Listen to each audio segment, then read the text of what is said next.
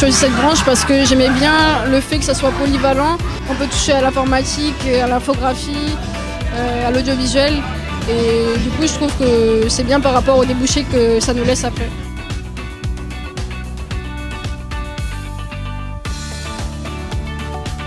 On peut toucher à tout, il y a du droit, on fait du chinois, de l'anglais. Vraiment, on fait beaucoup de trucs. On fait de la communication, de l'audiovisuel, de l'informatique, de la programmation. Comme je ne suis pas encore sûre de ce que je veux faire, au moins, comme c'est polyvalent, je sais que je vais forcément avoir un métier que j'aime bien.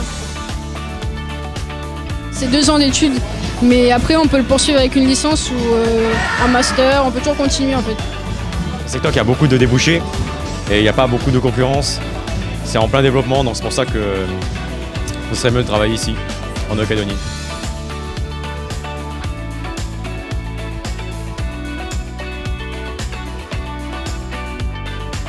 Le jeu aujourd'hui n'est plus seulement ludique, ce n'est plus juste une passion. Le jeu vidéo est aujourd'hui à une échelle compétitive qui peut être apparentée au sport. L'e-sport sera en invité pour les prochains JO, ce qui est une grande avancée pour ce domaine. L'e-sport qui est aujourd'hui international, qui permet vraiment de regrouper en fait les équipes professionnelles, qui est aujourd'hui une industrie avec beaucoup de sponsors, qui génère vraiment beaucoup de rémunération.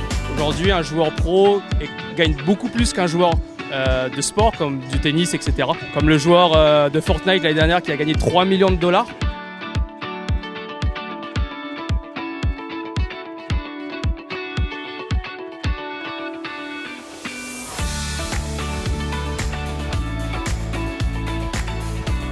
Aujourd'hui, on arrive à avoir des jeux grand public sur des machines très spécifiques avec de la robotique, avec de la réalité virtuelle. C'est vraiment quelque chose qui a énormément évolué avec le temps.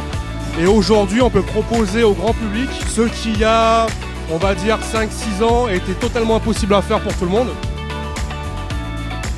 La robotique et le jeu vidéo ont permis de faire les jeux vidéo beaucoup plus réalistes, avec des simulateurs qui bougent, qui tremblent. On a la sensation de vitesse, la sensation de freiner. Quand on fait du drift, par exemple, on sent la voiture glisser. On se rapproche vraiment de la réalité. À la BD Citron, on a un avion qui tourne à 360 degrés et il nous permet de vraiment ressentir les effets d'un avion. C'est-à-dire que quand on va cabrer, on va se retrouver la tête en bas et les sensations sont vraiment superbes.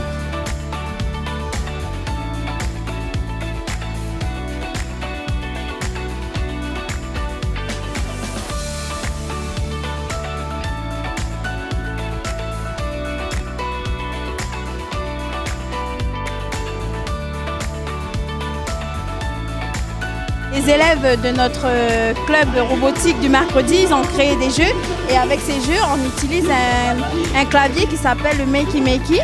On se sert de fruits à la place des flèches. Par exemple, la flèche qui va en haut, on utilise une banane. La flèche de gauche, on utilise une orange et tout.